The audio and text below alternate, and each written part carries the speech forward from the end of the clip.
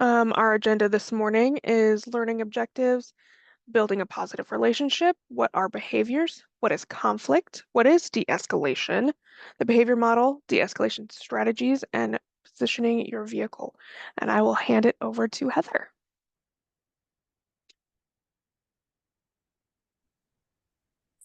Thank you so much, Lauren.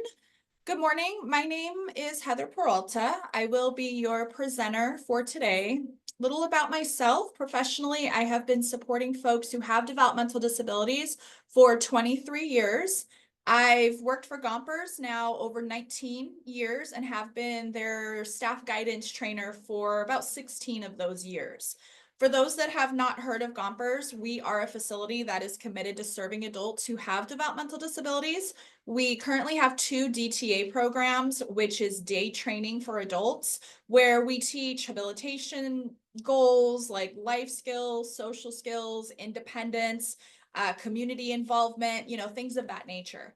Gompers also offers job training and employment placement, and we serve right now, I believe, more than about 250 adults.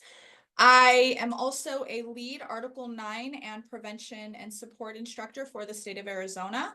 Article 9, what that is a prerequisite of the state of Arizona for anyone that will be providing services for an individual through the Division of Developmental Disabilities. It just deals with managing inappropriate behaviors without violating the rights of the individuals that we support.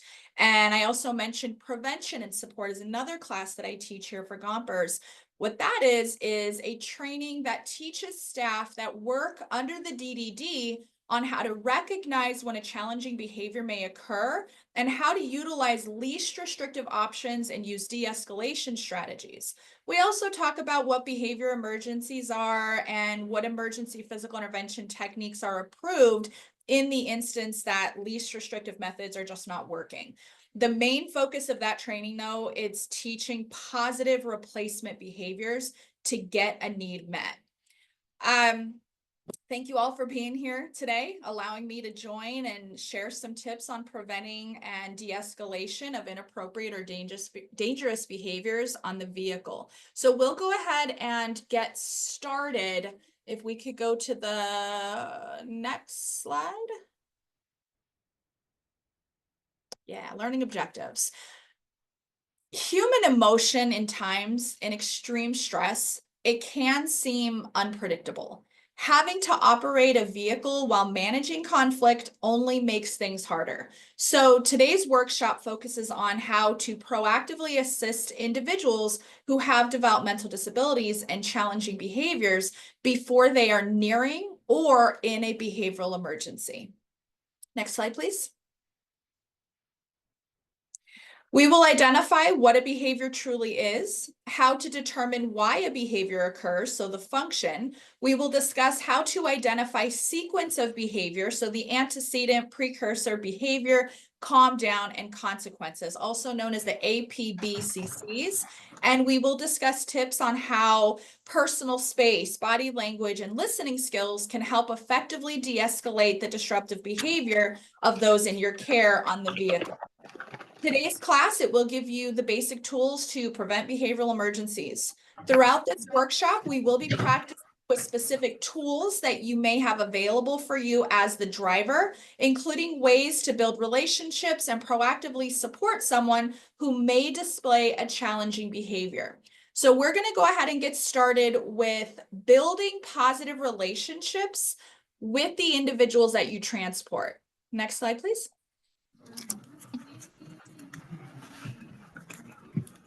All right, so it says here, how you look and handle yourself when you're talking to a passenger in combination with your tone of voice and choice of words can make a critical difference in trying to calm an angry or upset passenger. But we do have to start from the beginning, okay, with relationship builders. When we first meet a new person in any area of our lives, we do a lot of different things to build a positive relationship. So let's talk about some things that we can do to build a positive relationships with the people that you transport. We can go to the next slide, please. So the first thing on our list is to have a good first impression. Studies show that the first impressions are formed within the first seconds of any interaction. The first impression is communicated to your passengers based on your appearance, your body language, your demeanor, and your mannerisms. A smile first thing in the morning or when they're getting on the van in the afternoon, it goes a long way paired with a warm greeting. Next slide, please. So we're going to talk about that.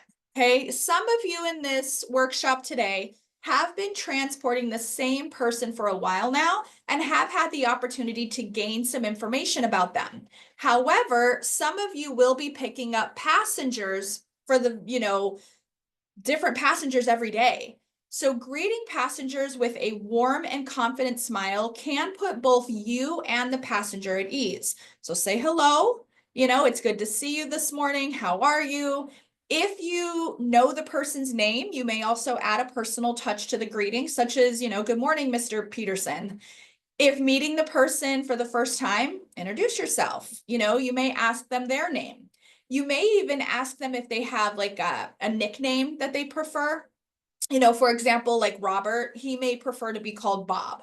Just make sure to make a note of that so you can use it the next time that you see him to show that you care and that you listen to what they tell you. Remembering details is a very good way to build a relationship with someone. Next slide, please. Another way to build a positive relationship is to use eye contact. Eye contact is the most fundamental way to create a connection with a person. Eye contact is a form of body language, which is very important during communication. When you keep eye contact with the person that you are talking to, it indicates that you are focused and paying attention. It means that you are listening to what the person has to say. Now, also making eye contact might also help you to identify a passenger who may be inclined to be disruptive. And it's a way to kind of let the passengers know that you're watching what's going on within the transit vehicle. It's also important to note that avoidance of eye contact may be a characteristic behavior of a person who has ADHD or is on the autism spectrum. They may not make eye contact with you. They may look as if they're ignoring you, but some people find making eye contact very difficult. This is another good example as to why getting to know the person is very important. Okay, we never want to force eye contact with somebody. Okay, we just want to have that empathy and have, that understanding. Next slide, please. Next up is to show patience. You never want to rush an individual.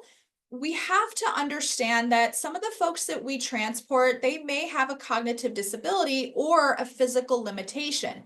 It may take them some time to process what is being requested. They need time to put their thoughts into action. So you want to give them some time. If you are speaking with a person who, let's say, uses a communication device and you ask them a question, okay? For example, you ask them, what did you do this weekend? Again, they have to process that question. What did I do this weekend?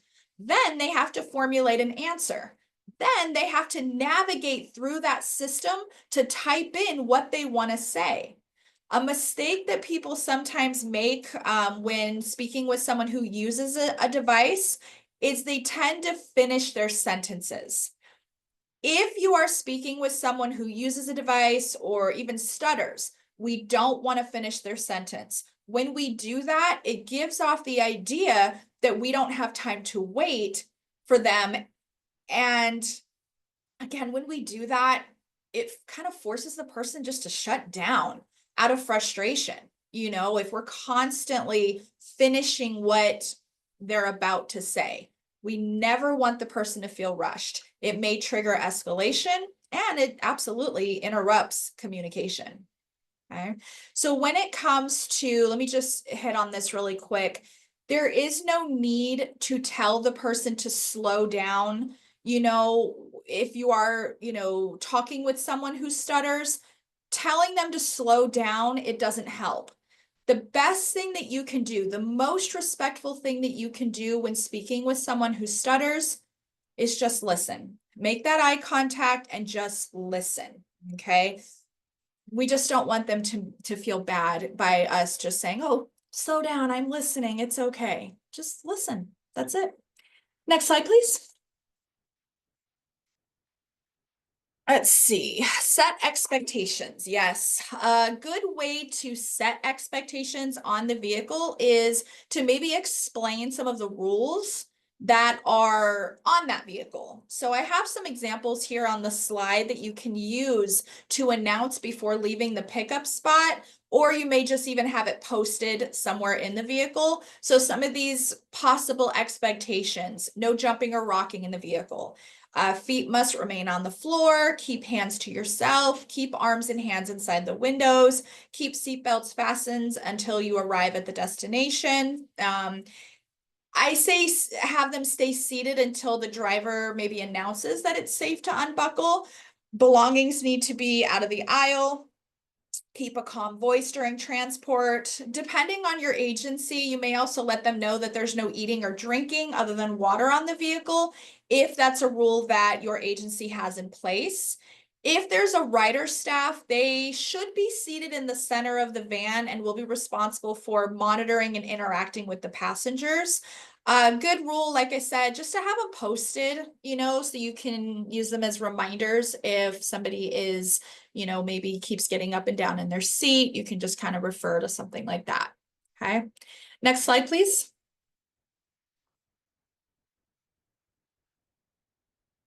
All right, next up, praise the individual. Yes, praise individuals for the appropriate things that they do. There are many ways that you can show appreciation: a high five, a knuckle bump, thumbs up, way to go, I'm proud of you, excellent. Just even a thank you is a great way to acknowledge a job well done. It is important to be specific, though. I will say that. Be specific about what you are praising. Thank you for wearing your seatbelt. I appreciate that. Or I noticed that you took your trash out of the van with you yesterday. Thank you. That is such a big help.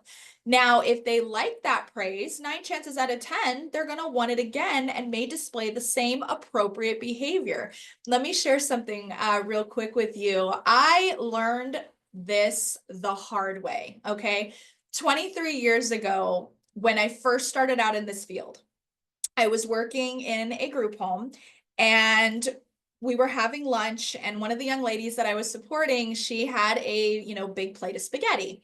Well, anyway, after she was done eating her spaghetti, she knocked her plate to the floor.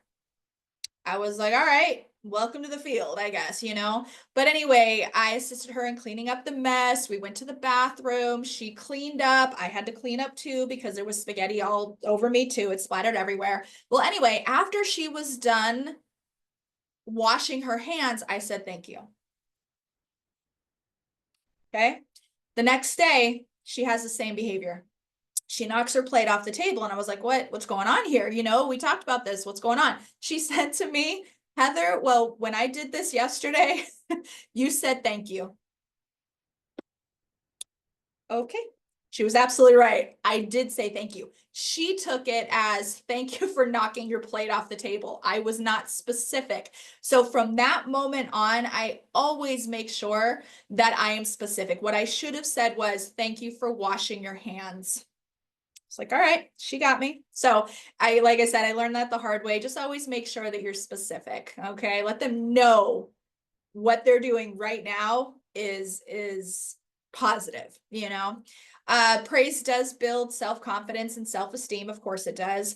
Don't forget to praise attempts, even if they're unsuccessful. Another thing I like to talk about here too is use the person's name when you're praising them. People like to hear their name, especially when it's paired with positivity for a job well done. It just feels nice to be acknowledged. So use their name, make it personal. All right, on the next slide, we will be talking about building relationships through communication. Yeah, all right. Says communication is a way of relaying information to others that have a need to know. Communication should be clear and concise in order to get a visual picture of that message. When communicating with others, we must also take into consideration who we're speaking with and what is the best way to communicate with that person to keep them engaged. Not all people communicate in the same way. So we're going to talk about that. The next slide, please. Okay, so verbal and nonverbal communication. So in this following section here, we are going to focus on some important components and aspects of communication. But first, we need to define the difference between verbal and nonverbal communication. So verbal communication is using speech or spoken word to exchange information, emotions, and thoughts. Nonverbal communication is conveying and exchanging messages without the use of spoken word. So I'm actually going to open up the discussion here. If you guys can answer these questions maybe in the chat, that would be awesome. But I just want to kind of see where we're at in this moment. So can you give me some examples in the chat of some nonverbal and verbal ways that people communicate? And Lauren, if you don't mind reading those as we get some answers, that would be wonderful. Eye movement, Great. a wink, Yes. a smile, facial expressions,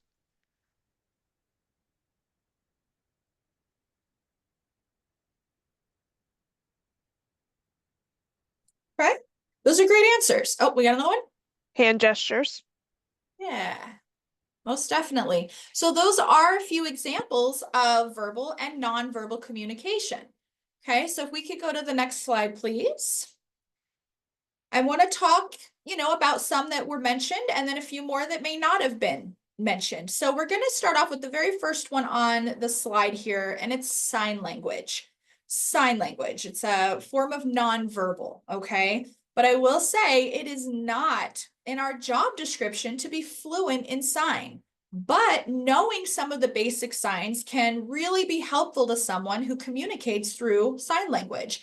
So I can't see anybody on here. I don't see anybody on video. I'd usually like to ask, but I'll just I will ask if anyone's comfortable getting on video, if they know this. Does anybody on here know how to sign the word yes in sign language?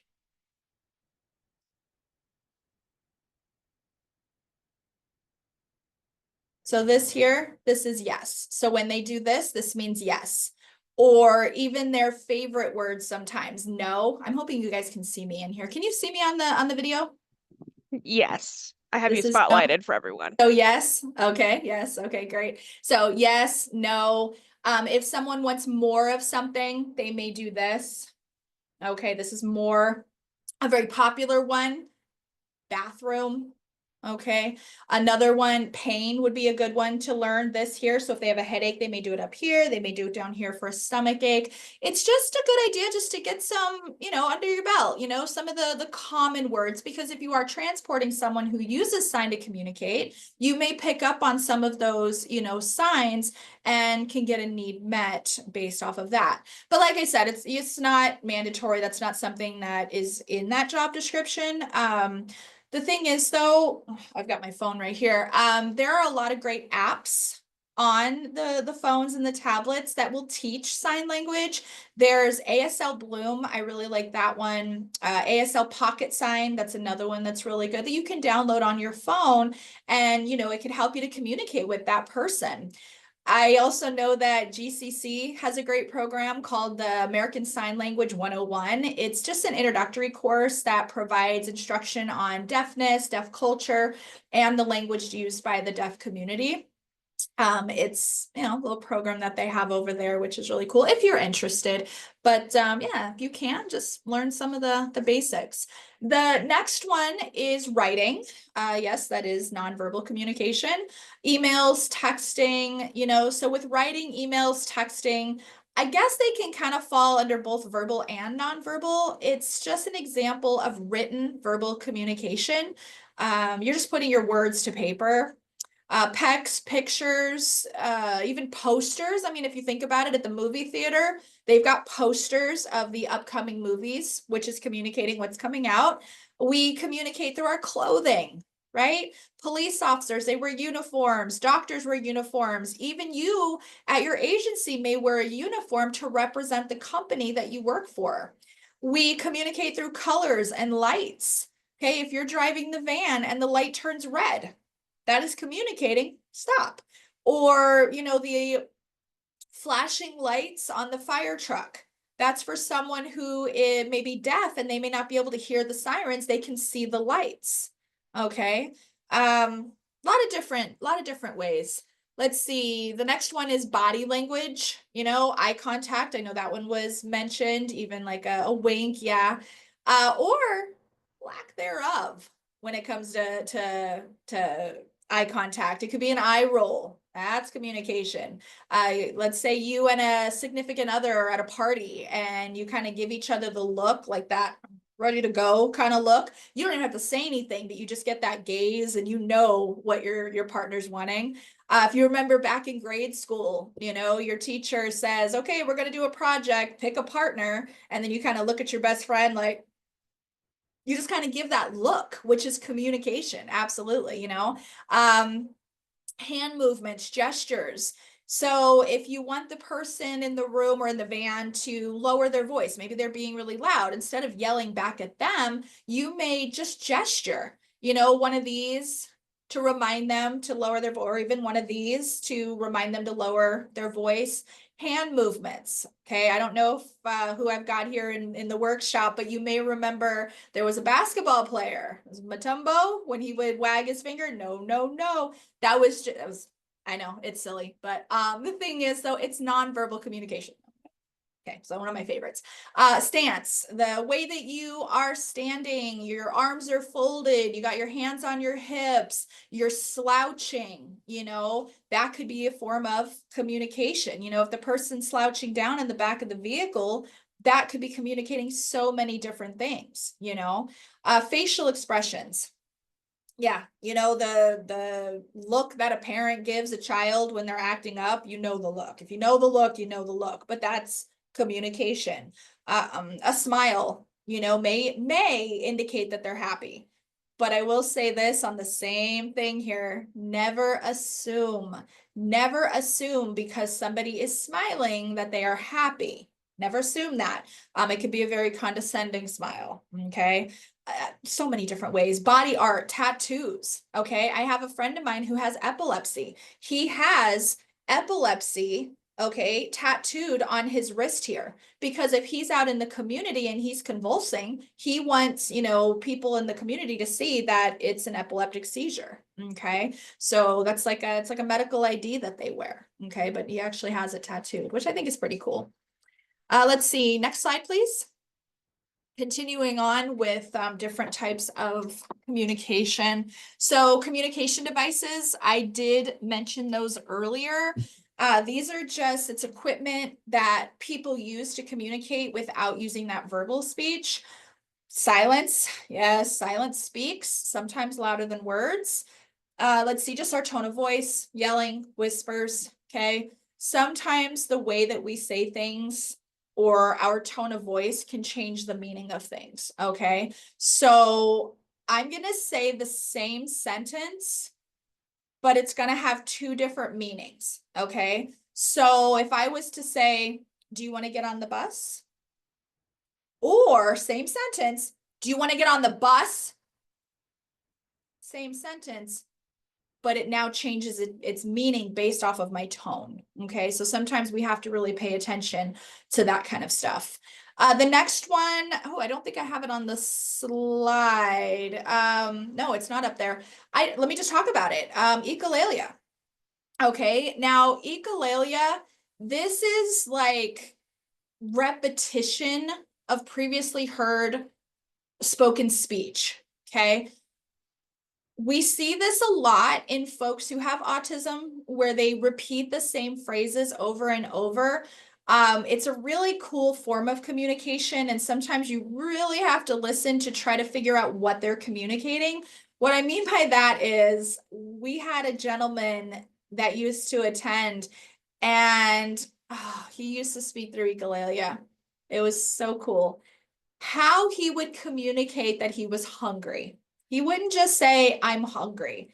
He would start repeating food commercials.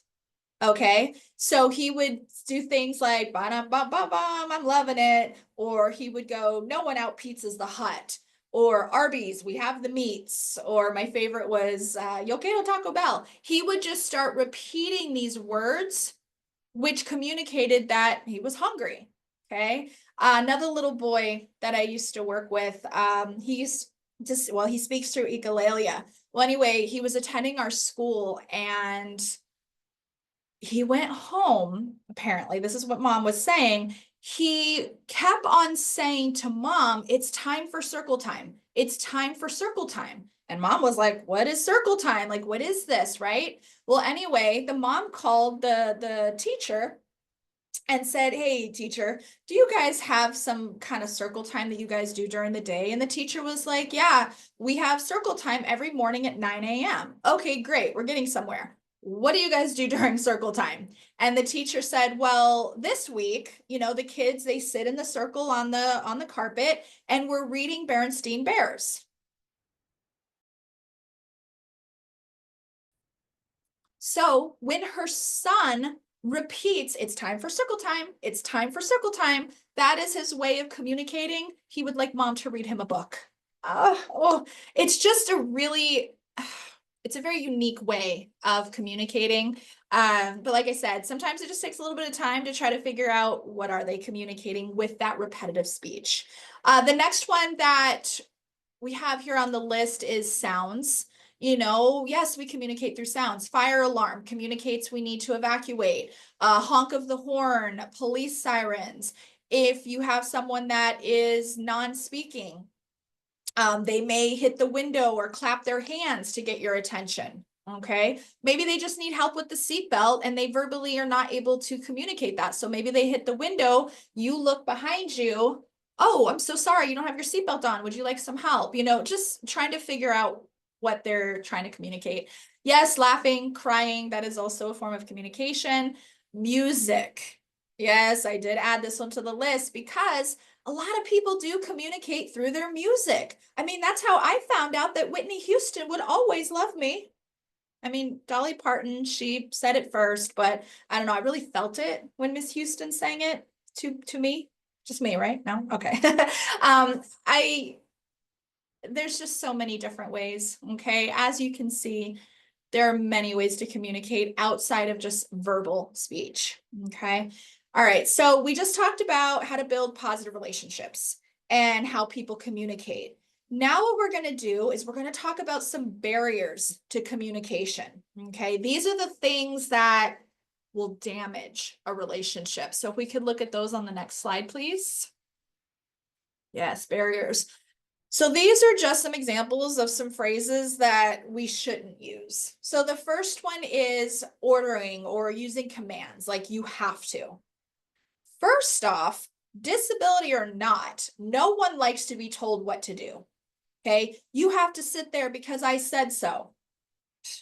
Or you have to calm down.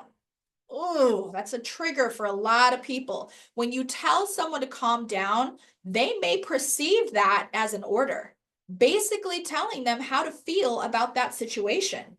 Just so we're clear, our emotions, they belong to us. Telling someone how they should feel or react is not the same as validating them. Okay, we're going to talk more on that in a little bit, but seriously, and never in the history of being told to calm down has the person actually calmed down. And it's usually the person who upset you is the person that's telling you to calm down. Okay. Some of you may be nodding your heads, yes, that's relatable because it's just true. The next one, another barrier, warning, threatening. You better not. You better not touch that window. You better not touch that window. Or you know what? I'm not taking you home today. That's a threat. The bottom line is with threats, if you cannot follow through with what you just said, don't even say it. We're trying to build a positive rapport with the person. We're trying to build trust, and we can't build trust if we're lying to them or if we're using threats. The next one on the list, advising or giving solutions. Why don't you? Well, we don't always want to give them all the solutions, okay, all the solutions to their problems. Instead, we can help to guide them to learn how to problem solve for themselves. You don't want to use judgmental statements such as you should or you shouldn't. That might make your passenger feel like shamed or just inadequate and possibly even angrier. The next one on the list is evaluating or blaming, telling someone that they're wrong. Okay. Telling someone that they're wrong will surely not open communication. In most cases, it will cause the person to shut down, or they may fight harder to prove that they're right, which then leads to yelling. You don't want to blame the person. You don't want to speak to them sarcastically or treat them unintelligent. Praising and agreeing. Okay, you're right. We've got to be really careful with this one because sometimes when we just tell the person, yeah, you're right, sometimes we do it very condescending or in a very condescending tone just to make the person stop talking, which is definitely a barrier to communication. The next one is questioning or probing. Why did you? This one here, it just leads to accusing without understanding the situation first. Why did you get on the van so angry? Well, that might not even be the emotion that they're feeling at this time. It could be frustration, which is very different. Or why did you put your backpack in the middle of the seat? You know people have to walk there. Well, maybe the backpack started on the seat, but it fell to the aisle. When we use statements like, why did you, before knowing the facts, sounds like you're accusing them of something, okay? And sometimes what's going to happen is that person's going to get defensive and possibly more out of control, okay? The last one on the list is withdrawing or avoiding. Just forget it. Nope, talk to the hand. We're done. Nope, no, no, no, no, we're done. We're done. You know, using words like that, it's a huge barrier to communication. The person is not going to feel that they can talk with you, and it may cause them to display challenging behavior to communicate their feelings. Okay. Try to avoid saying things like, I understand, or I know what you're feeling, because statements like this, it may further anger the person because they don't truly feel that you generally understand their circumstance. Okay. Later on in the training today, we're going to discuss what we can do instead. If we could go to the next slide, please. Before we jump into what to do during a challenging behavior, okay, in the vehicle, we need to talk first about what behavior is. So next slide, please. All right, so when we think about behavior, we tend to think of things like hitting someone, kicking them, biting them, pulling their hair, grabbing, pinching. Yes, those are considered behavior. But in reality, behavior is anything an individual does that you can see or hear and count the number of times or the length of time an individual does that behavior. In other words, behavior is an action. Next slide, please. Behavior also equals communication. Okay, so we have to ask ourselves, what could the individual be communicating? Wants, needs, frustrations. Ultimately, all behavior is an attempt to get something or to get away from something. How do we decide what behaviors are good and which are bad? I believe that's going to be on, that's the next topic. Next slide, please. Yes, I thought so.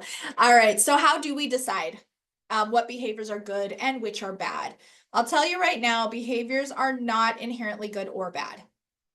An individual's behavior may be getting them what they want or need in the only way that they know how to get it. A behavior is generally considered good or bad based on our own impression of that behavior. Our impressions of behaviors, they are shaped by a variety of influences. These impressions are often displayed in our judgment of others. Next slide, please. All right, so determining if behavior is appropriate. Says here, we must first ask ourselves why we are calling a behavior inappropriate. Is it simply because it goes against our own values and therefore we have placed a judgment on that behavior? Or does it truly harm another or interfere significantly in their ability to function in the environment? We don't want to judge behavior as good or bad. Okay. It's something that someone does to communicate or get a need met that is either appropriate or inappropriate. Okay. I mean, me personally, I would never tell a parent that their kid was bad today on the van. I mean, as a parent, I wouldn't want that verbiage spoken to me about my kids. Okay. We don't want to say they were bad today. Okay. Everybody uses behavior to get their wants and needs met. Behavior can be challenging or positive. It can be rewarding, disruptive, or dangerous. Okay. So I'm gonna open up the chat again for another discussion before we move on to the next slide. Okay. I want to talk about the behavior of yelling. So my first question is, do you think yelling is appropriate behavior or inappropriate behavior?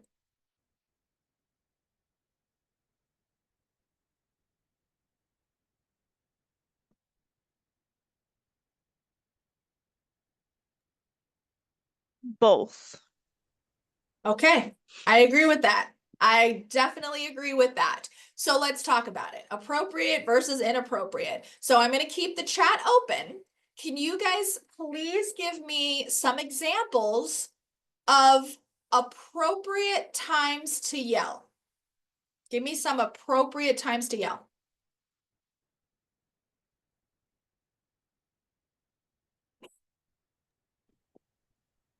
An emergency or danger.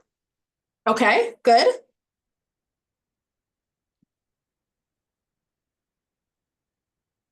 What are some other appropriate times to yell when it's totally fine to yell?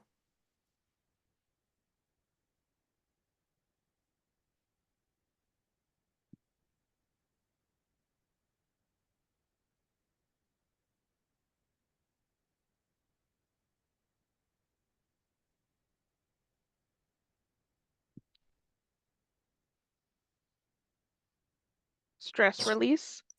Okay, take that. When it comes to children playing on the playground, I'd say that's a good time. That's okay to yell, not necessarily at each other, but just yelling, having fun. If you need help, or if there's danger that was mentioned, like if there's fire or someone needs help with something, if you're in pain, I'll tell you right now, I've got 2 kids. All right. I've yelled at least twice in the hospital. No one was going to tell me any different because I was in pain. Speaking of pain, I truly feel the only reason we have a pinky toe is to catch the corners of tables and desks and all the things. So yeah, if I stub my pinky toe, yeah, I'm gonna yell out a little bit because I'm hurt. Let's see. If you've ever ridden a roller coaster, totally appropriate to yell. Okay. At a concert or, at a baseball game and your team gets a home run, you're going to yell, you're going to clap, you're going to do all the things. So those are some appropriate times to yell.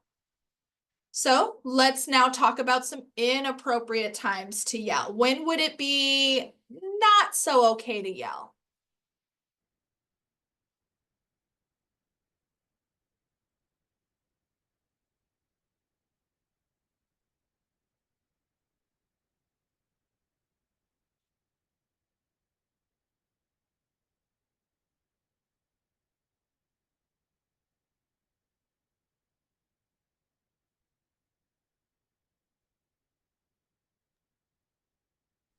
If someone makes a mistake. Okay, so yelling at that person for their mistake, I agree, that would be inappropriate. In a quiet place. Sure, such as a library or a classroom setting.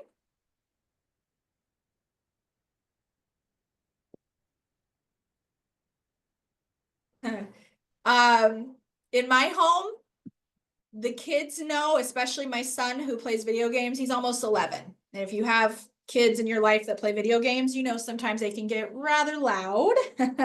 But they know for sure when mom's napping, not an appropriate time. Okay, they need to make sure they keep their voices down. We're talking transportation here. Okay, it would not be appropriate to yell, at the next car that just cut you off in traffic, especially, we are in the company vehicle, we are role models. Okay, I guarantee if you start yelling at, the person who just cut you off, the individuals in the back, they're going to mimic your behavior. Plus, most vehicles, company vehicles, they have the agency phone number on them and people will call in. So my recommendation is while in the company vehicle, okay, someone cuts you off in traffic, I would just grip the steering wheel, smile, because as soon as you communicate, even with maybe a finger or something that might go up, like I said, number one, the members are watching everything that we do. We are role models. Plus, they will call in and they will let the agency know exactly what just happened. Plus, as far as inappropriate behaviors like that, I mean, I can't tell people how to drive in their own personal vehicles because people are going to do what they're going to do. Okay. But especially in the company vehicle, just gripping that wheel and just hope they have a great day, So just being professional at all times it's just very important. We don't need road rage. Just, it's too dangerous. It's just too dangerous. And we're putting the individuals in danger. So, there you have it. There's just, and I love that the person said both because you're absolutely right. Yelling could be appropriate, it could be inappropriate. And the behavior of yelling, it's to get a need met, just like we've been talking. All behavior serves a purpose, which we'll be talking more on that in a little bit. Let's see here. Oh, next slide, please. Providing support. Okay, we do have a responsibility to figure out what someone is communicating.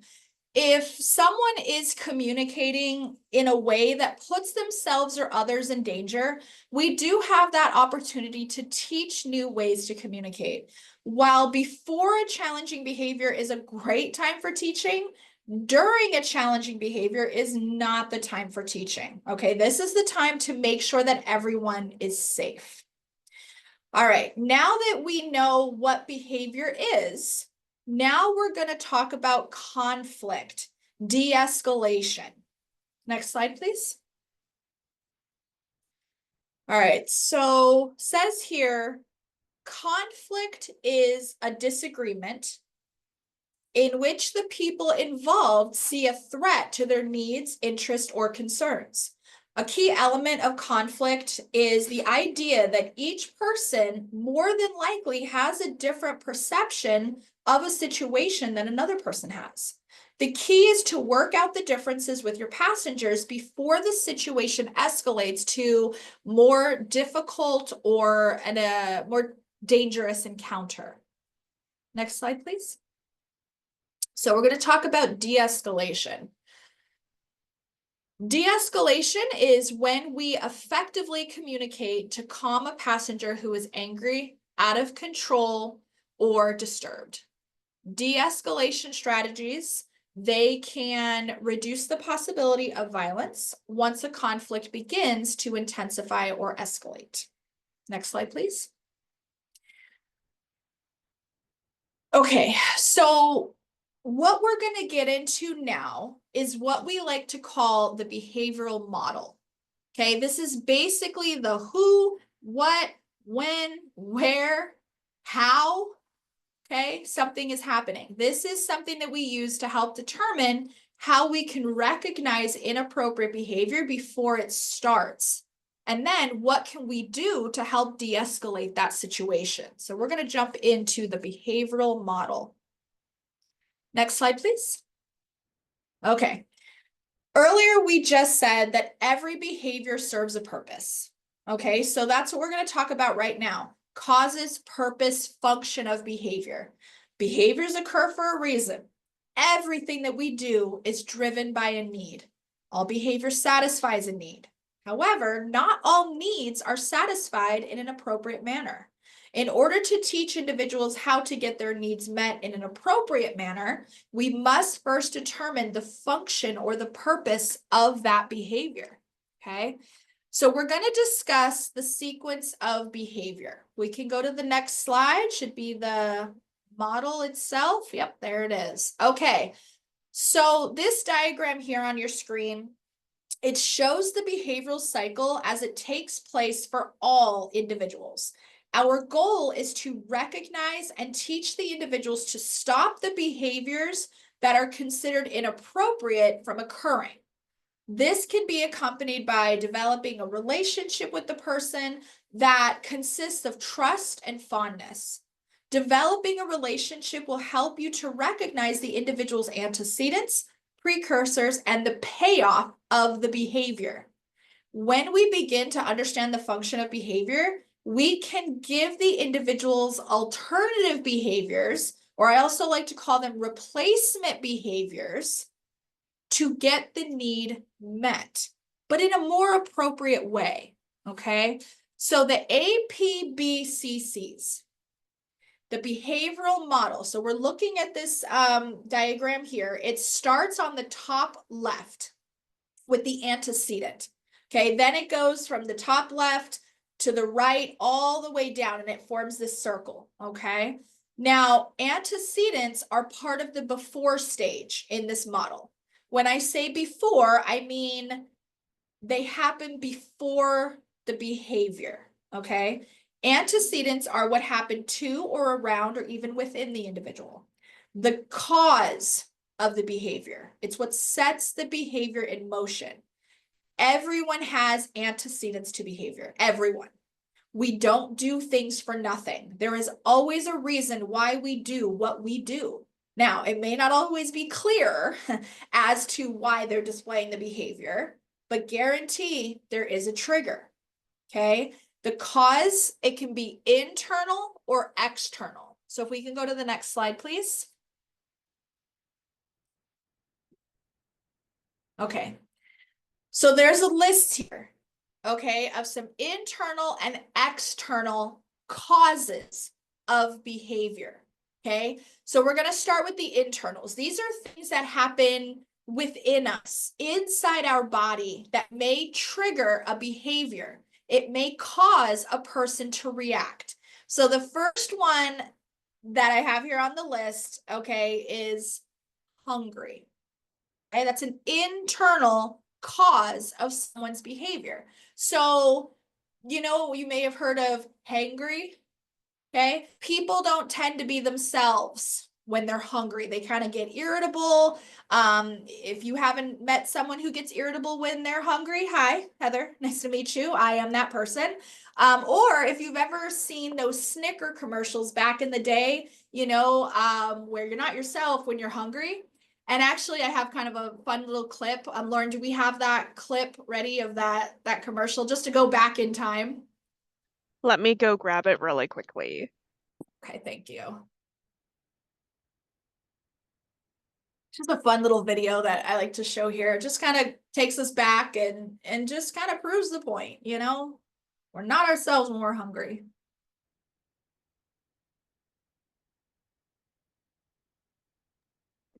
My computer is being very slow. Please bear with me this morning.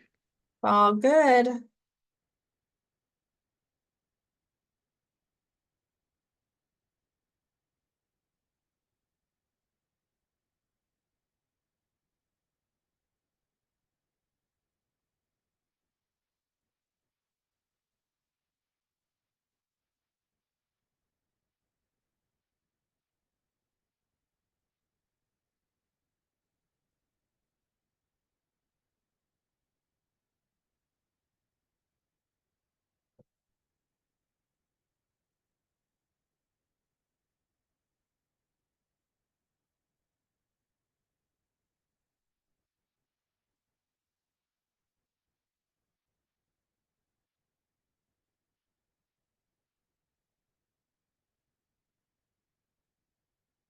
Can you hear it? No. Okay. I didn't think so, so I'm Fixing that as well.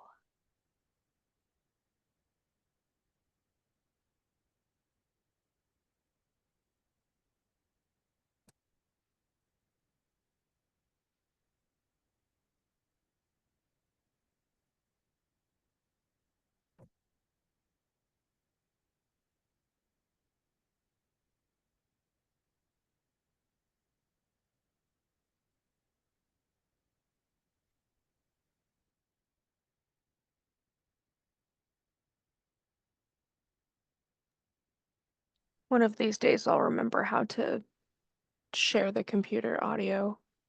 If anyone knows how to do that, let me know.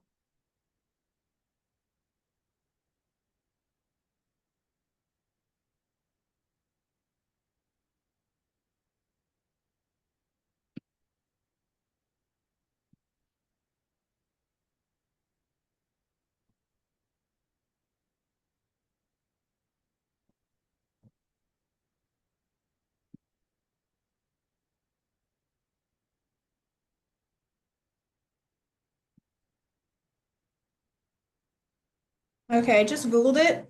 Let's see. Join or start a Zoom meeting. Click the share screen button on the toolbar. Select the screen you want to share. In the share selection, check the share sound box. Click share in the bottom right corner. That's per Google. Okay.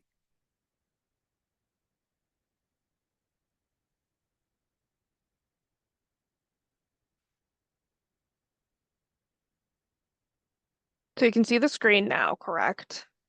Black. Yeah, it's black. Okay.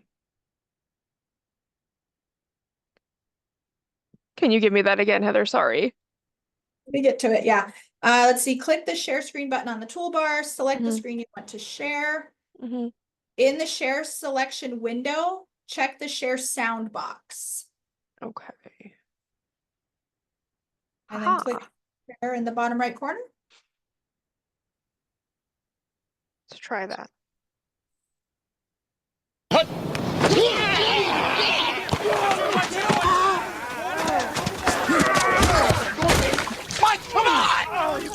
Mike, what is your deal, man? Come on, man. You've been riding me all day. Mike, you're playing like Betty White out there. That's not what your girlfriend said. Baby! Eat Snickers. Better? Better. Hey! I'm all bad! That hurt. You're not you when you're hungry. Snickers satisfies.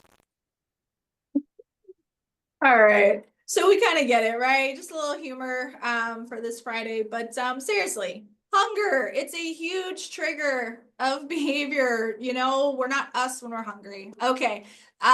Going back to the slide, I believe the next one is fatigue. I believe so. Yep, I'm getting there. Okay, no problem.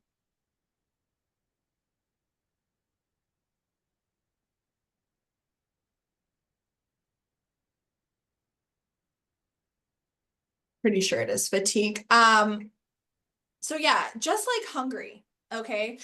We may act a little different when we're tired. Sleep deprivation, it tends to leave our brain exhausted, so it can't perform its duties as well. Plus, lack of sleep, it can result in mood, behavior problems, and for people who already struggle with behavioral health problems, inadequate sleep can make the symptoms even worse. The next one on the list is medication side effects. Yeah, so maybe mom gives the person a Benadryl for their allergies before they get on the van and the person falls asleep. Well, why did they fall asleep? Because Benadryl side effect is drowsiness. So if you think about it, sleep is the behavior. You can see it. You can measure how long they slept. It has a starting point, a stopping point, right? Sleep is a behavior. Why did they fall asleep? Because of the medication. Antecedents could also be a past memory, you know, that upsets them. It could be past trauma. Behaviors could occur because of emotions like anger, sadness, frustration, even happy triggers behavior. Okay, so for example, if the person is showing signs of frustration when putting on their seatbelt, okay, you could, you know, give them praise for their attempts, reassure the individual, ask them to take a break, or ask them if they would like some help. Okay. Frustration generally occurs when an individual perceives that they're unsuccessful. We want to try and recognize frustration and try to help them with a solution before it escalates into an inappropriate behavior. Another example, mental health. Yeah, that we have passengers who are experiencing mental health issues or cognitive decline. And these issues can influence how they relate to others. This could include depression or anxiety, can definitely trigger behavior. Biomedical factors such as an ear infection, stomach aches, headaches, sensitivity to certain sounds can be a significant reason for many behaviors. I know for me personally, when I get a toothache, my whole world is affected. Okay, I can't eat, so now I'm hangry, right? And that frustrates me. I can't sleep because the whole side of my face hurts. So now I'm tired. I'm not getting any sleep based off of a medical kind of thing. If the individual's like refusing to eat their lunch, this could be a form of communication that maybe they are not feeling well. Maybe they do have a toothache or a sore throat or a canker sore. So by them refusing to eat, they are communicating something, and it very well could be medical. Okay. Lack of communication skills. Yeah, that's another huge trigger of behavior. Many times, if an individual doesn't have the skills or knowledge of how to communicate their needs in a socially acceptable manner, that's when the communication pattern may rely on negative patterns to get the need met. And that's what we call inappropriate behaviors. Okay. How about a stressed passenger? Many people, they are under a great deal of stress. It could be due to their job, their health, or some situation at home. There are many reasons. However, as the driver, there's no way for you to know who may be under stress. But stress can lead to people to overreact and suddenly become aggressive at the slightest thing. But it's like we may not know that information. Another reason, boredom.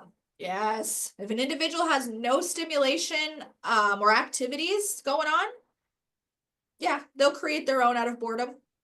Okay. If you think the passenger may be getting bored, like you can see it, their wheels are turning in their head, try to engage in something like a game, like I Spy with My Little Eye, or, if you notice that they're wearing a certain baseball cap, maybe strike up a conversation about that baseball team, or listen to music of their choice, and this is not just for the individuals that we're transporting. This is everybody. Me, I'll put myself out there. When I'm at home bored, I have no stimulation, nothing going on in my world. Do this. That's my phone. I have this thing called Amazon on my phone. And when I'm home bored, I start going through and I'm adding things to my cart, knowing darn well I don't have the money to get them. But we do not make the best decisions when we are bored. So again, this is everywhere. Okay. It's not just the individuals that we transport. Okay. Boredom is a huge cause of behaviors. Let's see. Another reason behavior may occur could be to gain attention. Okay. I know this one is not on the diagram, but I just want to talk about it for a minute. This is another very common cause of someone's behavior because social contact, it is a need of everyone. If an individual is not getting attention from others for being appropriate, then they may display inappropriate behaviors. After all, some believe that negative attention is better than no attention at all. Experience has taught that individual that he or she is most worthy of a person or a parent's time and energy when using poor behaviors. The reason I say that is because even in traditional parenting methods, you often see the emphasis placed on negative behavior. Okay, I'm actually going to share a quote with you guys from Dr. Howard Glasser. Okay, he says, some children simply form the impression based on their experiences and observations that they get more out of people, bigger reactions, more animation and emotion when something's going wrong. Our responses to positive things are relatively low key in terms of the energy that we radiate. The child feels relatively invisible for the good things that they do and starts to feel more successful when they involve us in reaction to their negativity. Negative attention is better than no attention at all. So if you are a parent or caregiver yourself, think about the times when you gave that person the most attention. Was it when they were acting out or when they had done something well or something that pleased you? Focusing on the negative behavior often has the effect of reinforcing that behavior. Okay, and a lot of times that behavior will present itself again. Yes, we must still address the inappropriate behavior when they occur. I get that. But we should be teaching and praising the behaviors that you want to see happen more than we're focusing on the inappropriate behavior. Okay, think about attention in general. How you feel when your supervisor gives you lots of positive feedback about your job performance. What generally happens? Well, it's nice to hear when we're doing something right, opposed to being told what we're always doing wrong, what we messed up on. Okay? I mean, I don't know everybody's personal life in here, but if you have, I'm going to make it a little bit more relatable here. Okay? If you have children, okay, especially young children or have raised children, but they were young at one point. Okay? How many of us have had this conversation in the morning with our own children? Where are your shoes? No. Where did you take them off? I don't remember.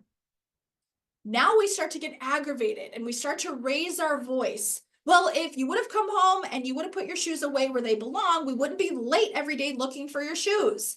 Okay? It seems that we are always on them when they do the undesirable behavior. We're giving attention to what they do wrong. Now, let's say today they come home and actually put their shoes away where they belong. We don't say anything, but we have to. We have to acknowledge when they do something desired in hopes that they like the praise and will continue to do it. Hey, kiddo, I noticed that you came home and you put your shoes away. Great job remembering. Now tomorrow you're going to know where they're at. That's awesome. But it seems that we're always on them when they do the undesired behavior. We've got to acknowledge the things we want to see repeated. Okay? We want to reinforce those things. And of course, you can do the same with your passengers. I just use the shoe example because I feel that if you have kids or if you've been around youngins, it's very relatable. But even when it comes to the seatbelt and things like that, we can use this for our jobs as well. On the next, not on the next slide, but on the next side, I see it's got the external. Okay, these are things outside of the body, causes of behavior. Okay, the first one is noise. Yes, some folks are very sensitive to loud noises, which may trigger behavior. Too many people around, lights, maybe the driver was late. That could be a trigger. Smells. I mean, if you can think about yourself, if you've ever passed by someone walking on the street or standing in the grocery store line who may be wearing a perfume or a cologne of someone that you once knew, it may trigger a memory. Maybe it's a good memory, maybe it's a not so great memory. Okay, so even a smell can trigger behavior. Routine, change in routine. Okay, maybe it's a different driver. Maybe it's a different route or something that you have to take. You know, when it comes to routine, some folks are very routine oriented. Okay. For example, if you're working with someone who has autism, especially, you know, they may have a difficult time with change in routine, and that may trigger a behavior. Okay. Just communicate who you are and why you're there. Okay. If you're a new driver. As a driver of someone who transports a different person every day, there's no way for you to know what the person's antecedent may be. Okay, even if you do have the same set of passengers every day, it can be hard to recognize why someone is upset.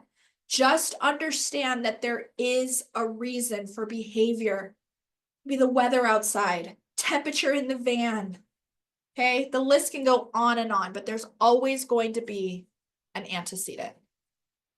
The internal ones are a little bit harder to recognize, but it's doable. Okay, and we'll talk more on that later. If we could go to the next slide, please. We're going to talk about what they call precursors.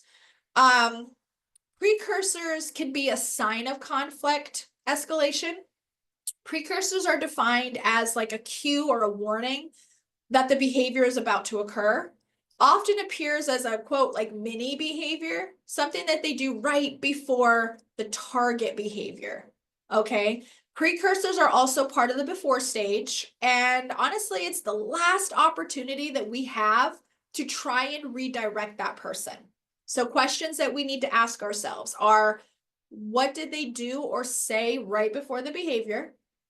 Were there little mini behaviors like rocking, pacing, cursing? Maybe they were just staring. Maybe their body language changed. You know, if they're usually sitting upright and they're talking with their peers, but in this moment, maybe they start slouching down, they're grunting their face. That could just be some changes that we see that could indicate that this person maybe not okay right now.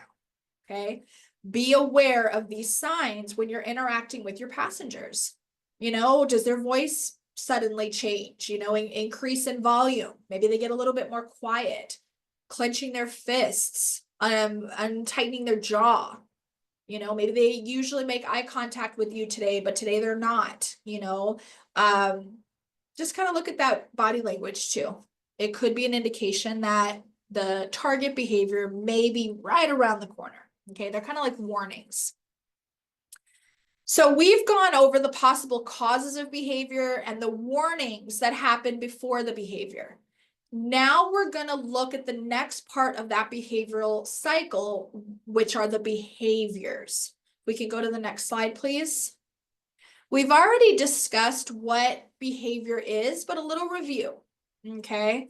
The behavior is observable and measurable. Means you can see it, hear it, measure it. You can say that it has a starting point and a stopping point. Some examples we mentioned could be hitting, kicking, pulling hair, running, sitting, using the telephone. Grammatically, behaviors are almost always action verbs. One thing that we have to remember is that all behavior is communication. It serves a purpose. We don't do things for nothing. Everyone displays behavior, okay? So we have to look at what are they attempting to get or do? What are they trying to tell us through their behavior? Okay, so I have a pen here. Okay, you guys can see the pen. I don't know if you guys are seeing me right now, but I'm about to throw this pen to the floor. Here I go. I'm going to have a behavior.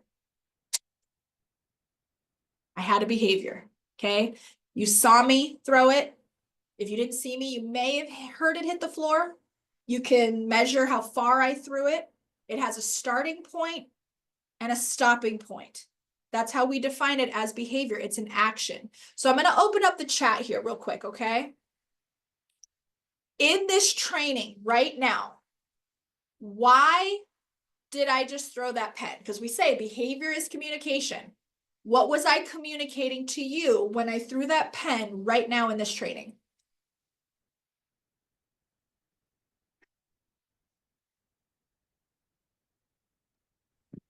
Demonstration. Perfect. Absolutely right. That's exactly why I threw the pen. There is no other reason but just to prove the point that by me throwing it is an action. That's the reason I did it. Now, had I been sitting here writing with my pen and it's like running out of ink, and I throw it, more than likely I threw it because I was frustrated with it. It ran out of ink. It wasn't working for me. And little do you guys know, there's a trash can right there. And I didn't make it. Don't judge me, but I tried to make it in the trash can, but I didn't make it. Right? So me throwing the pen, it's not necessarily a good or bad behavior, right? It's either appropriate or inappropriate, appropriate or inappropriate. So had I been throwing the pen at someone, because maybe they're looking at me wrong, that's inappropriate behavior. But if I'm just trying to, you know, throw it in the garbage because it's not working, I would not consider that inappropriate. You know, I'd probably get up and try to hold the trash can to see if I could actually make it next time, you know, if there was somebody else with me. So the whole thing here is all behavior serves a purpose, okay? So even us in this workshop today, okay?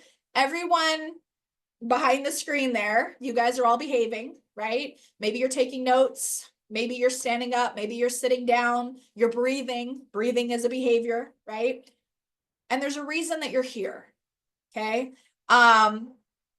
Some of you, I'm usually I open this up for the chat, but some of you in this workshop today, why you're here, why you're behaving with me today. Okay, it could be that you're wanting to get some more knowledge on how to de-escalate challenging behaviors. You're here to learn, which is great. Thank you. Some of you may be here because your boss told you need to go through this workshop. I don't know. But there's reason that you're here. There's reason I'm here during this workshop. I'm here to teach, you know, this information about recognizing behavior and de-escalation. That's why I'm here. Okay. So I give those demonstrations because we just want to understand that all behavior is communication. Our job sometimes may be trying to understand why they're having that inappropriate behavior on the vehicle, why they're doing it, and then again, trying to replace the inappropriate way with a more positive or appropriate way to get the need met. Okay. We can go to the next slide, please. We're going to talk about the calm down. All right, the calm down period. This can be classified as after the behavior. Okay, this is the period for the individual to come back into control, also known as the de-escalation period. We can teach things to help them understand their emotions, right? Like it is totally okay to be angry. It is. It's a healthy emotion. Everyone gets angry, but it's what they do as a result of that anger that is sometimes not okay. Hurting themselves, hurting others, damaging property, things like that out of anger is inappropriate behavior. The calm down period is a good time to teach some relaxation strategies, like taking a deep breath, count to 10, listen to music, whatever it is that we can teach to help them kind of de-escalate. Once the individual is calm, okay, this is the time to process what just occurred. Okay, what happened? Why did it happen? How could it have been prevented? How will the individual react the next time that this occurs? This would be a good time to teach other ways to handle the situation if it happens again. The focus should be on teaching an alternative behavior, replacing the inappropriate behavior with a more positive way to get the need met. If we could go to the next slide, please. Okay. The final section of the behavioral model is the consequence. And this is like the result. It's the payoff for the behavior. What happens to the individual, or what do they get after the behavior is over? Consequences should be natural or logical, okay? Consequences can be positive, negative, or both. We can learn from both. So let's talk about the difference between natural and logical consequences. If you think about natural consequences, these are things that has to happen. And it will happen as a result of the behavior or the choice that they just made. Naturally, it will always happen. So for example, if I touch the hot burner, naturally, I'm going to get burned every time, okay? Or if a person stays up late and sleeps in, they will be late for the bus. Or if a kid leaves their bicycle out overnight when it's raining, naturally, it's going to get wet, okay? Those are some natural consequences. When we think of logical consequences, these don't necessarily have to happen. They won't always happen, okay? They don't occur naturally. So if something It's something that a parent or caregiver or even driver may plan out to teach the individual, okay? For example, you know, a child that was asked to not ride their bike in the street starts riding in the street. Okay, what happens is the bike is put away for the rest of the night to teach the child what happens if they don't listen. Going back to leaving the bike out. If the person leaves their bicycle out overnight and it's just out there, logically what could happen is that bicycle could get stolen, which will teach the child, you know, to lock up your bike next time. Like I said, it's not necessarily going to happen, but it could happen. It's something that's kind of planned out that will hopefully teach that person. Okay.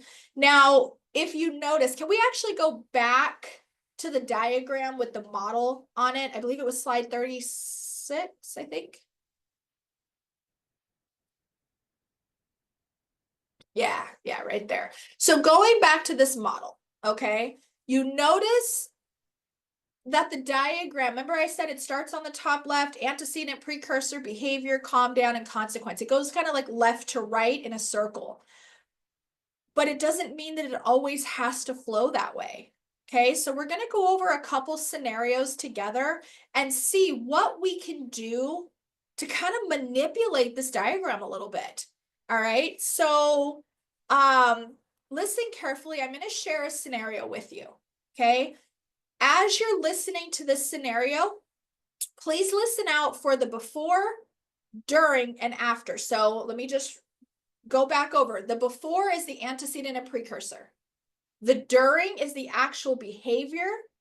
And then after is the calm down and consequence. So kind of listen out as you're listening. I can't remember, Lauren, do we have this scenario on a slide? It might be like a little bit further.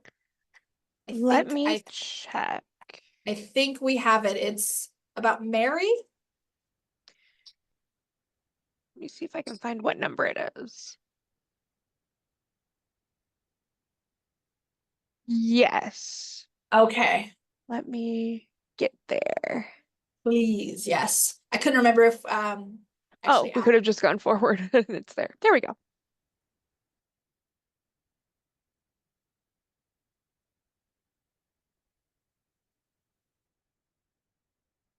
I was looking for my pen, but forgot I threw it earlier. See, like note here. There we go. Okay. Perfect. There it is. Okay, so I'm going to read you this scenario. And again, just listen out for what happens before, during, and after. So it says here, Mary is a very quiet individual on your van who pretty much keeps to herself. She is sitting quietly, playing her portable video game. Suddenly, Johnny, who is sitting right behind her, unbuckles his seatbelt, stands up, and reaches over the seat and takes her game. She gets tears in her eyes and starts to rock back and forth while mumbling to herself. Oh, Johnny, I can't stand him. Why does he always have to be so mean to me? She then unbuckles her seatbelt and reaches behind her seat, hits Johnny and takes the game back, then goes back to playing her game. So there's our scenario. We're going to keep this slide up as we kind of review. I'm going to open up the chat again, please. So let's break it down. Can someone here tell me what is Mary's antecedent? What was the cause of her behavior? You can go ahead and put it in the chat.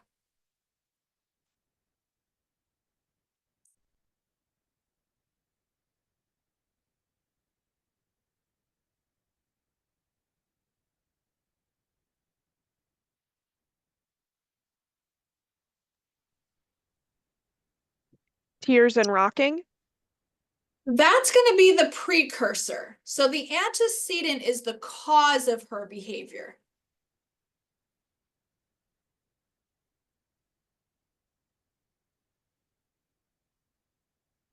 Johnny took the game.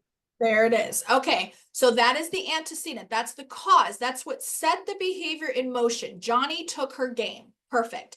Now, How could you tell that she was getting upset? What were those precursors? We said rocking, mumbling, okay, tearing up. That was the precursor. Warning, okay? Now, can somebody tell me what was Mary's behavior? What was the action that she did?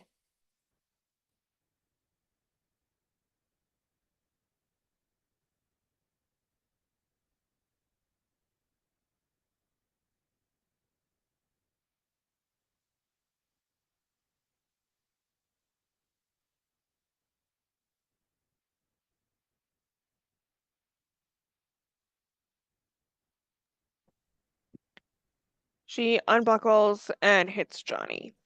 Perfect. Yeah. So yeah, she hit him and she took her game back, right?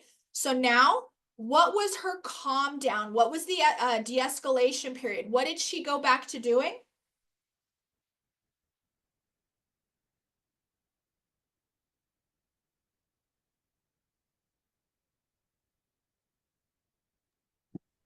Playing her game.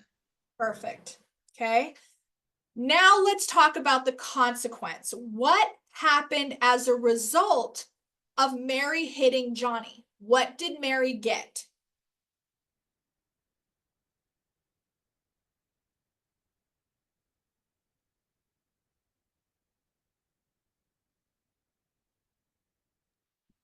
Satisfaction. She did get some satisfaction, but did she also get the game back? She did. Yes, she got some satisfaction, but she also got her game back. She hit him. The result was she got the game back. Okay. So in this scenario, this behavior that she just had, it worked for her. So the chance of her doing it again is high because she got what she wanted. Now, it may not work out so well next time. I mean, come on, Johnny could have gotten up and hit her back, and now we have a fight breaking out on the van. So we want to try and prevent this behavior from happening. So let's go to the next slide, please. We're going to review. So we said that the antecedent, so the cause, was Johnny took Mary's game.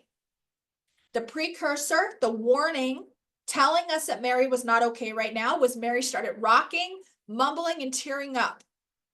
The behavior, well, Mary hit Johnny and took her game back. The calm down, she went back to playing her game. The consequence, Mary got the game back. So what we're going to do is we're going to break it down even further. So starting with the before stage, okay? Let's say you, the driver, you look in your rearview mirror and you see Johnny standing up on the van, okay? Or maybe you're a ride along on the van, okay? And you see Johnny unbuckle his seatbelt.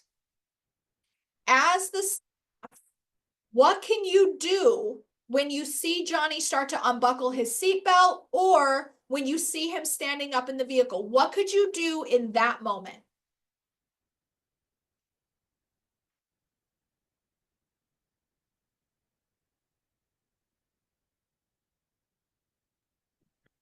Redirect. Ask what's wrong. Okay, good. I love that.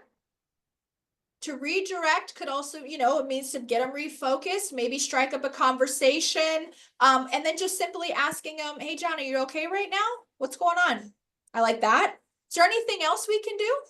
We see him stand up in the rearview mirror.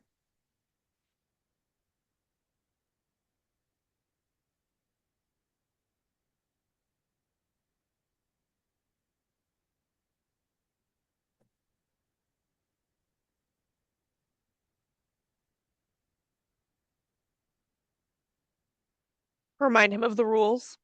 Okay, good. You could ask him to sit down. Maybe that'll work. Maybe. You could even think really quick too. Let everyone know, hey guys, I think I see a bump coming up on the road. To be safe, can everyone have a seat? Make sure you're sitting down, you're buckled up for safety. Like, just think quick, maybe that'll distract him from what he's about to do. It's worth a try. It's worth a try, I mentioned earlier, just paying attention to things like maybe he is wearing a baseball cap or something. So when it comes to redirecting, maybe we can, like I said, just strike up a conversation about the hat that he's wearing. You know, hey, I noticed you're wearing a Phoenix Suns hat. How are they doing? You know, been to any games lately? Just striking up a conversation, maybe to distract them. Trying to think, I think somebody mentioned just reminding him of the rules on the vehicle. That's also very good. Because remember we said earlier, just have him posted just to remind him for the safety. Okay. Now, if he gets to the point of actually grabbing the game and you're the ride along, okay, maybe talk to him, but better yet, maybe talk to her, right? You see him, you know, grabbing the game. You can go in her and say, hey, Mary, what just happened? And then she looks at you and she says, I don't know, Johnny just took my game. Okay, well, all right, Mary, what do we need to do about this? So now we can talk to her. Now we'll deal with him in a minute for taking the game, but we really need to calm her down in this moment. So maybe we can teach her to ask for it back, you know, or say, hey, you know, Mary, I'm sorry that happened. Let me talk to him and see what happened. Because it's better for right now in the moment for maybe the ride along to talk to him versus Mary, because you already know Mary is already upset about the situation, but we want to at least address the fact that we saw it happen and what can we do. If you're driving and see him grab the game, you could acknowledge that you saw him take it. You could also distract Mary in another game. Like I said earlier, I spy until the driver can, you know, pull over to safety and then address the situation. Okay. These are things that we can do. But let's say you didn't see the antecedent, you didn't see the precursor, you know, it's just in the moment, it's happening. All right. The game has already been taken.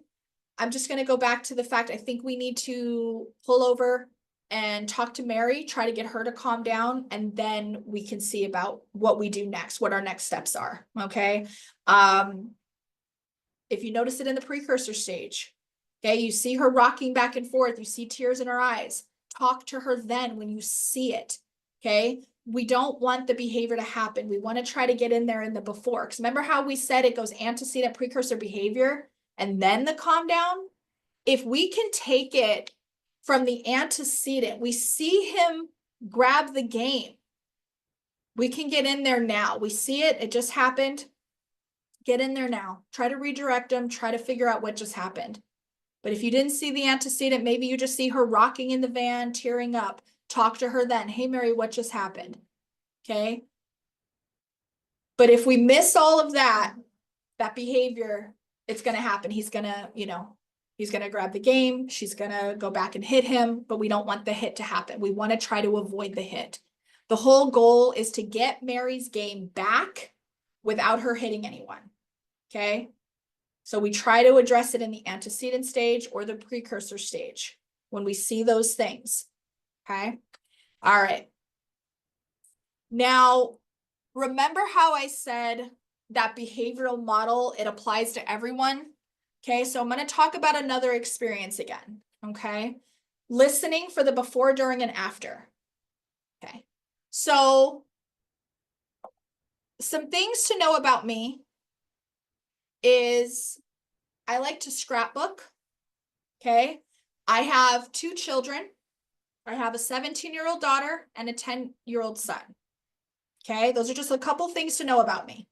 I gave you guys a scenario earlier just about my professional career, but here's the scenario. Okay, the night before, I let my son use my cell phone to play some games. He took the phone to his room and I forgot that he had it. He fell asleep and I fell asleep. The next morning, guess what I didn't have? Well, I am living in 2024, so I don't actually own an alarm clock. I depend on my phone. So you guessed it, I have no alarm. I wake up about 15 minutes after my alarm would have gone off. I'm late. I'm rushing around the house trying to get ready. I was moving so fast that I left the house without grabbing my coffee. It's sitting on my kitchen counter. No time to go back for it. As I am driving to work, I look in my rearview mirror and I notice that I am being tailgated. I speed up, he stays on me. I slow down, he stays on me. I start to clench the steering wheel. I start to mumble some choice words under my breath. I look again at my rear view and I see that he is about to take a drink of his coffee. So what do? I brake check him. He spills his coffee all over him. I start to chuckle and he backs off. Okay, so there's the scenario. So can we go to the next slide, please? So we're just going to break this down. Next slide, maybe. Okay, cool. All right, so we're just going to break it down. Like I said, and I do this because this model, it applies to everyone. There's no us and them. So we said that the antecedent was what sets the behavior in motion. So what happened before the behavior is my son had my phone the night before. I had no alarm in the morning, which caused me to be late. I ran out of the house so fast. See how it's big caps locked, no coffee? That's kind of a big one for me. All right, I had no caffeine. I'm driving down the road and I'm being tailgated. All of those are the antecedents. Those are the cause. It's the triggers of the behavior that's about to occur. Okay, setting events. Next, we talk about the precursor. Okay, how could you tell I was becoming upset? This is still in the before stage. I'm, clenching the steering wheel, mumbling choice words. Okay, maybe the car was speeding, slowing down. Okay, what was my actual behavior? Well, I brake checked him. What was the consequence? What was the result after I brake checked him? This is known as the after. Well, he spilled his coffee, I laughed, and he backed off. That's the model. Now, just like with Mary, okay, since my behavior worked, what's the likelihood that I will do it again? Well, it's pretty high. I got my need met. He backed off. But just like with Mary's situation, okay, yeah, she hit him and she got her game back. That worked for her. She got that satisfaction. But just like with Mary, we mentioned that it may not work out so well next time. If Mary seriously hits him and then he gets up and hits back and it's going back and forth, now there's a fight on the van. We don't want that to happen. Same thing with the brake check. Yeah, maybe this time it worked. He backed off. But next time it may not work out like that. Road rage. Okay, very bad consequences to someone brake checking someone. Okay, he could have rear-ended me. Now I'm really late for work. Okay, bad things can happen. So the thing is, we don't want the behavior to happen. We don't want Mary to hit him to get his game back, get her game back. We don't want to brake check to make him back off, because there could be some, very bad consequences to those behaviors. Okay. So when it comes to this whole brake check scenario, okay, let's say you are sitting in the passenger seat with me, okay, and you kind of feel the car going faster, slower. You see me clenching the steering wheel.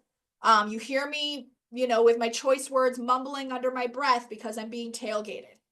You are my passenger.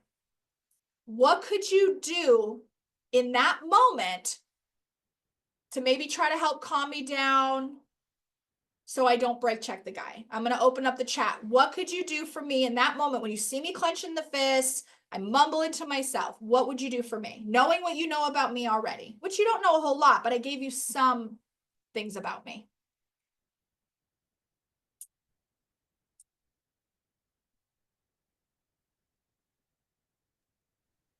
Sing a song. Okay, so sing a song, music. Okay, I kind of even made a little joke about music being a form of communication earlier. You could just sing something. Okay, maybe I start singing it with you. Maybe you turn on the radio and that song by Meghan Trainor comes on. You might know it, all about that bass, and you're singing over there next to me, and I'm looking at you like, you like this song? And you're like, heck yeah, this is a great song. Okay, I start singing along because it's actually kind of catchy. Okay, some people find it annoying. I would probably start singing along with you. Now I'm redirected. I'm laughing a little bit, judging maybe a little bit, but now I'm singing along. So music could be a great distractor. What else could you do in that moment when I'm starting to show those signs that I'm becoming frustrated? Point out a Starbucks ahead. Hey, get me caffeinated. I like it. I like it. If we don't have time to stop at Starbucks, then maybe remind me that I've got the coffee maker at work. And hey, Heather, I've got this new creamer that I brought in. It's like a hazelnut vanilla combo. Have you ever tried that? Strike up a conversation about getting me caffeinated. That's something I'll be looking forward to because we caps locked or the no coffee. That's a big one for me. Even just distracting me in conversation. Like I said, you guys don't know a whole lot about me, but I did mention that I love scrapbooking. I also mentioned that I have a 10-year-old son and a 17-year-old daughter who will be very soon turning 18. Not really knowing if I'm ready for that, but you can even piece those together. Hey, I don't know, I'm just making stuff up at this point, but I was at Michael's the other day and I saw some really cool scrapbook stickers on 18th birthday stuff. I know your daughter's going to be turning 18. Do you have any plans for her yet? Like, I don't know, just strike up a conversation about my kids. If you're a parent, we talk about our kids all the time and that could be a healthy distractor. I love music. You mentioned music, singing, okay? Hey, Heather, have you gone any concerts lately? And you know what I'll tell you? I took my daughter to the New Kids on the Block concert. Don't judge, okay? Don't judge. It was so fun. And when we were there, Joey, I don't know if you know New Kids on the Block or not, but Joey, he walked right past us, right? And my daughter, she kind of had her hand out. And she looks at me and she goes, Mom, I just touched one. And I'm like, which one? She goes, I don't know. She doesn't know New Kids on the Block, but she went there and, it was a good experience for the both of us. Okay. I just shared that with you guys. All right. Which if we were driving, I love that story because it was so cute that happened. You've now distracted me in conversation just by mentioning, hey, Heather, have you gone to any concerts lately? So the whole point here is we're trying to prevent the brake check. I had a guy in one of my classes that said when it comes to his wife, if she's getting frustrated behind the wheel, he will never tell her how to drive because honestly, nobody likes that. Nobody likes to be told how to drive. The thing is though, he's like, I'll never tell her to switch lanes or anything like that. But what he does is he gets kind of creative. He'll say, honey, I need to use the restroom. Can you pull over at the next stop so I can use the restroom? Okay. She pulls over, the tailgater passes, everything's fine. Or, he'll say something like, I think I hear hissing with the tire. Can we pull over and check it out? Just something like that instead of telling her how to handle the situation, but that goes both ways. Nobody likes that. So we got to be really careful in a situation like that as far as telling them what to do in the scenario, so just throwing things out there as far as trying to avoid the challenging behavior, because honestly, we don't want the behavior to occur if we can try to prevent it. But noticing those antecedents and precursors is a great step to preventing challenging behaviors. All right. Can we go ahead and look over on the next slide? We've got a few more things that we're going to talk about in today's workshop. Next on the list is going to be avoiding conflict in the vehicle, okay? To help us to understand why a conflict may begin on a transit vehicle, we need to look at some things most passengers are expecting from the transit service. Because honestly, if a person is unsatisfied, that could lead them to becoming angry and taking it out on the driver. So we're going to talk about some examples of conflict sources, otherwise known as triggers of behavior. So the first one that we have on the list there is reliability. Okay. Passengers, they want to know that they can rely on the transit system to get them where they're going on time. Cleanliness and comfort. Passengers also expect their mode of transportation and the transit facilities they use to be clean and comfortable. Friendliness and empathy.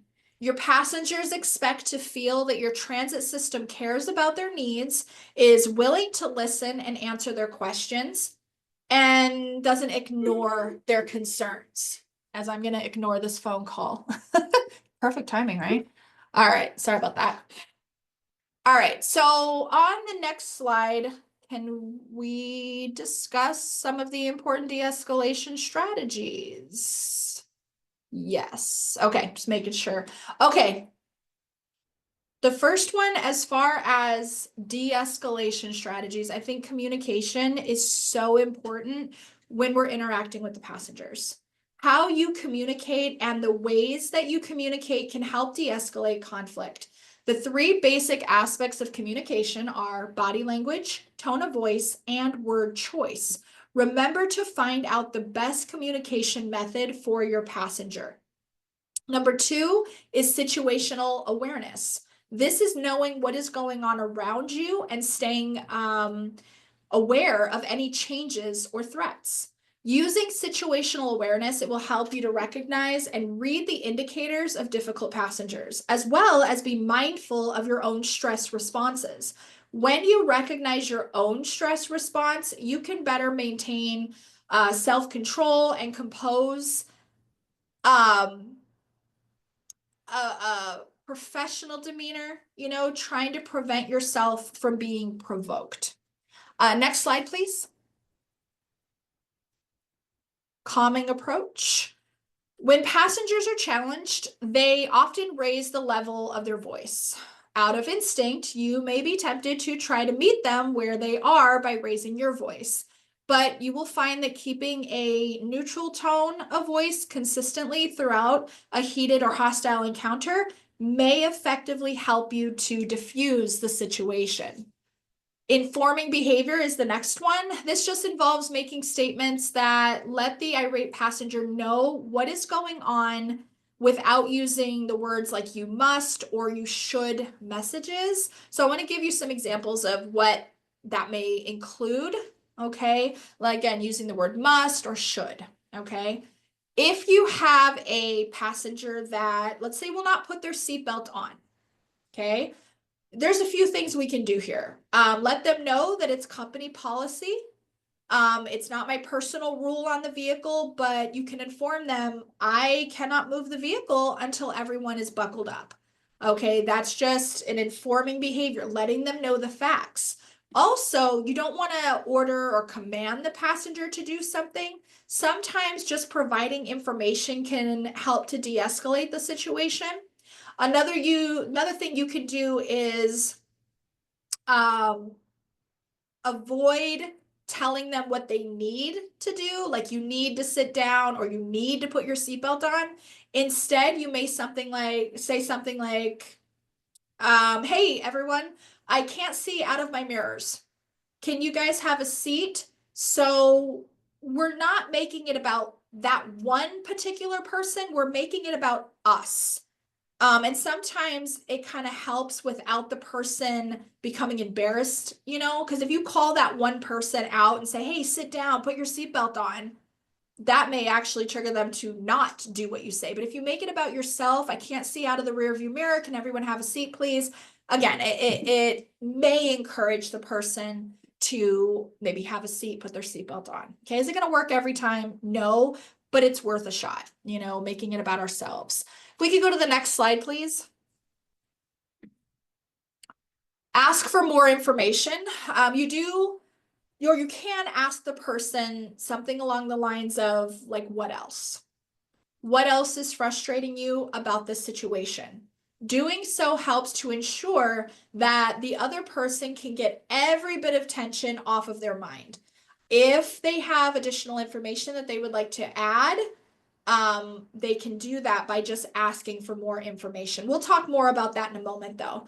The next one is validate the person. Yes, validation is the recognition and acceptance of another person's thoughts, feelings, sensations, and behaviors, and it's understandable. If you guys have ever had someone say something like, don't be mad, or there's no reason to be upset, get over it, you're stressing over nothing. You need to calm down. Okay, those are some very popular phrases that people say to one another. Our feelings, they belong to us. Being told to feel or not feel a certain way is very different than someone actually validating how you feel. Keep in mind that feelings and opinions are neither right or wrong, okay? They're just information. To validate someone's feelings, okay, does not mean that you have to agree or take the blame. We don't have to agree, but we have to accept that the person is feeling a certain way, okay? Again, being told to feel something like you have to calm down, that's not the same, okay? An example on validation, instead of saying the phrases, you're stressing over the little things. Why do you let the little things bother you? You need to calm down, relax, get over it. Instead of saying those things, validate their feeling, validate that it's real. You know, hearing from your point of view, yeah, it makes sense that you would feel this way. Okay, looking at it from your perspective, I could understand why you would be upset, or I understand why you would be frustrated about this. So actually validating that their feeling is real instead of saying, why are you letting that bother you? That's nothing. I could see why that would frustrate you. You know what? If I was in that situation, I'd probably feel frustrated too. I'm sorry that you're going through this. Is there anything I can do to help you? That's validation. Validate, listen to understand what the passenger is communicating. Let them vent. Don't interrupt them. Now, with that said, though, if the person is going on and on and on, and it sounds like they're just repeating themselves, you may let them know, that, you've already said that. Okay. Let them know that, you have to continue on with the route to get everyone home on time. But at the same time, validating the emotion that they're feeling in that moment. Okay. All right, next slide, please. The next one is listen. Yes.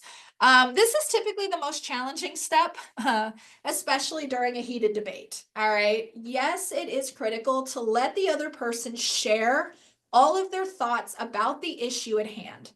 Okay. Reflective or active listening, it shows the passenger that you heard them. Okay. The tactic is to acknowledge an angry passenger's feelings and appear empathetic to what they're feeling. Often people just want to be acknowledged and feel that they were heard. Okay. The next one is mirror what you hear. Whereas interrupting and raising your voice will increase the anger of the other person. The act of mirroring diffuses it. Mirroring is just basically repeating what you just heard. So again, the person feels heard.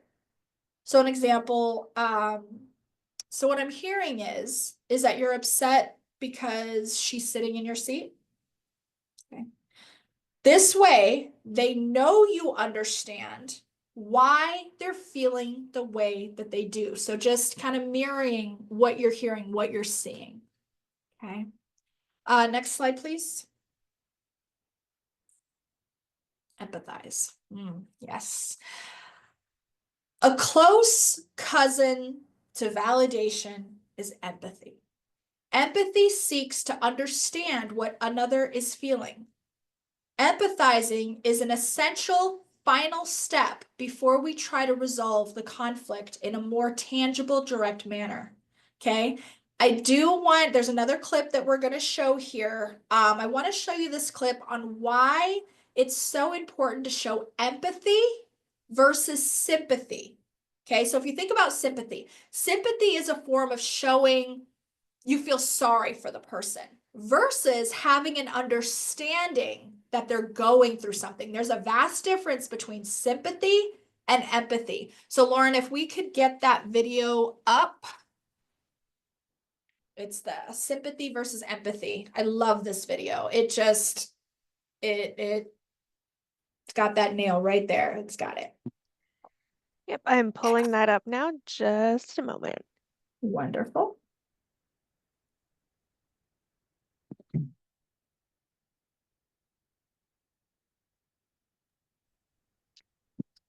It's loading, and then I have to get through the ads at the beginning. I hear you.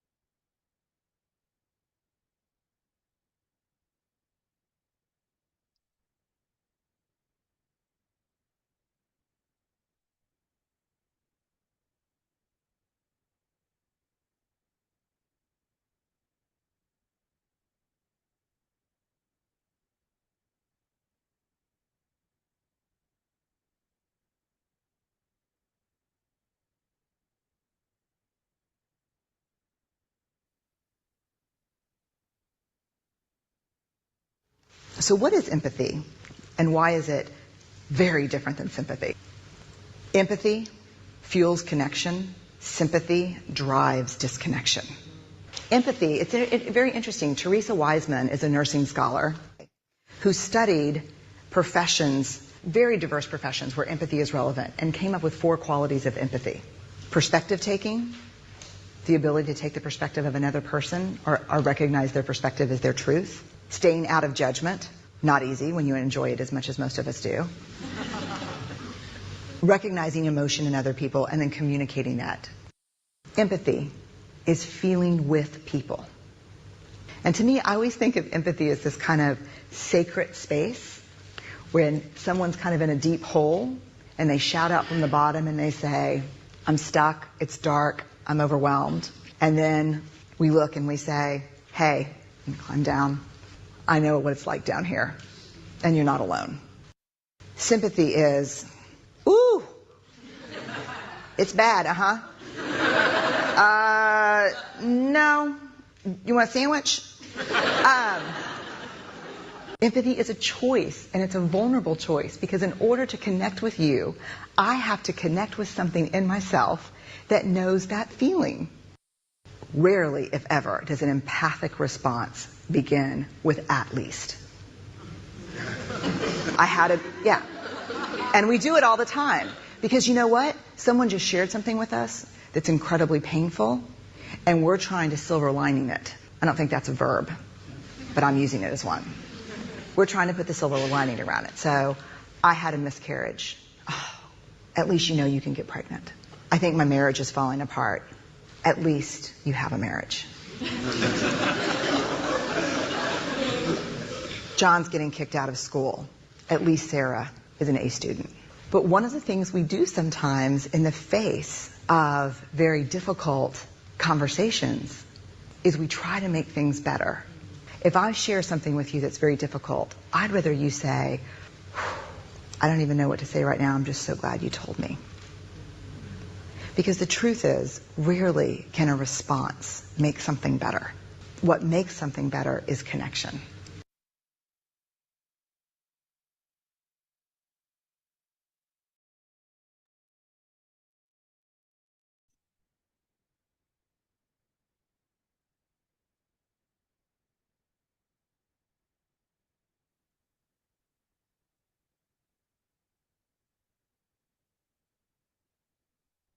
Thank you so much for that. All right, let's keep on going here. Gonna probably find myself talking a little bit faster now just because we are almost to 12 o'clock, but we did have a couple little technical difficulties, but I'm gonna get you guys out of here in the next hopefully 10 minutes, okay? So the next one that we're talking about here is opening behavior. This is when you ask the angry passenger questions that allow them to open up and express themselves. Human beings sometimes purposely draw attention to themselves, even negative attention, just to be seen or heard. Asking the passenger questions can make them feel acknowledged and at the same time tends to interrupt the violent thought process, okay? By asking open questions, you are allowing them the chance to address their feelings and to kind of get back into control. So just some examples that we can try, can I help you? Do you need something? How are you doing today? What do you need? What do you think about what I'm saying? Just trying to have those open questions to hopefully open them up to maybe they let you know what's going on. Maybe it kind of just helps them to feel heard that something's going on. Next slide, please. Ask to respond. Now it's your turn to answer with your perspective. Be sure to use positive body language, tone of voice, and word choices during this part so that the other person will not feel inclined to defend themselves. Positive body language includes smiling, direct eye contact, frequent head nods. Positive voice tone consists of using a calm, slow, deliberate, and kind tone. You can use a reflective statement, with the informing statement to calm a passenger who is angry. Maybe they're angry because the vehicle's late. Okay, this includes showing empathy and validating a feeling. I understand that you're frustrated because you might be late for work, so I will do my best to get you there safely and on time. So again, just validating that their frustration, it's valid, right? Let's see, next slide, please. We're going to talk about reducing the escalation, okay? To maintain a calm demeanor, you must first be calm yourself. Take a deep breath, think before you react or speak with the passenger. Don't get defensive and take a threatening stance, even if the passenger is insulting you directly. Ask yourself some questions about the situation, Are they being disruptive by yelling or bullying someone? Are they refusing to comply with the rules? These are just some signs that may mean the situation could be escalating. So, what are you supposed to do? Do understand that if you act aggressively, you will only make the situation worse. So, try to handle the situation from the driver's seat if you can. This just creates a less aggressive stance, and you're not also invading their personal space. So, if you can handle it from there, awesome. Next slide, please. I just want to go over some additional tactics real quick about treating every passenger with respect. I mean, that sounds like, hello, yeah, of course we're going to do that. But no one likes to be embarrassed, humiliated, or intimidated. A common reason that people act out in violence is because they feel humiliated. Okay, use that golden rule tactic. Do unto others as you will have done unto you. So treat people how you would like to be treated. We all want to be treated with dignity and respect.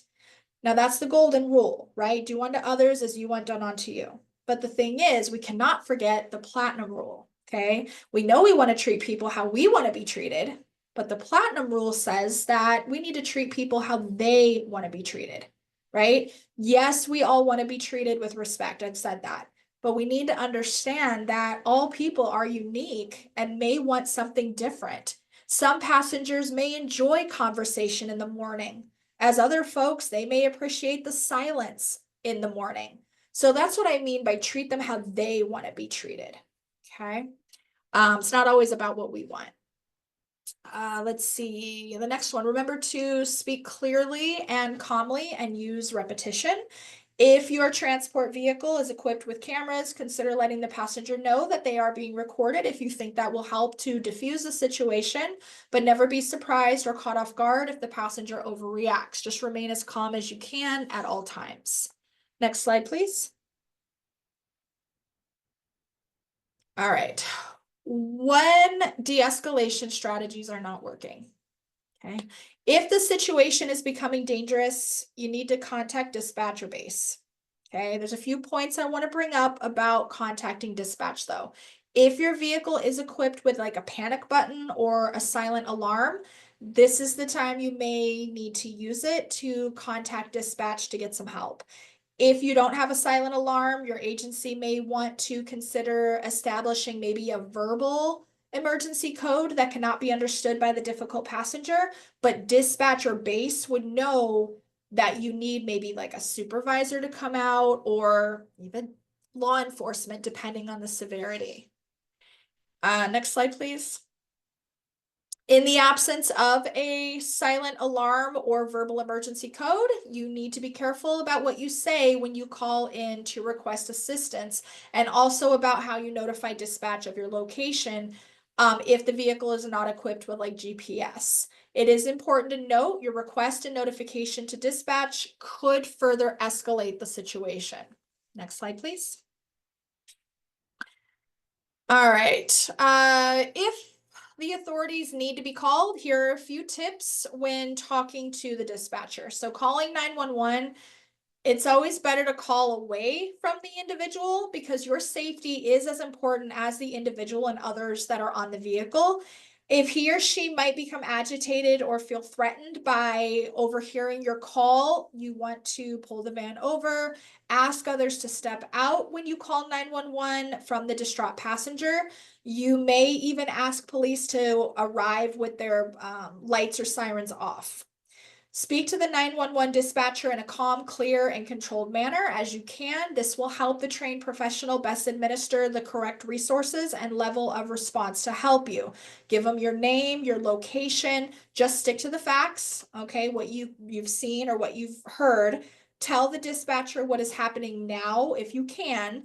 Give them some information about what the person may be doing. It's also okay to let them know if maybe they have autism, or if they're nonverbal, or if they're deaf, if they're wielding a weapon. Give them that information, because honestly, the more information that they have about the situation, the better that they're going to be able to assist you.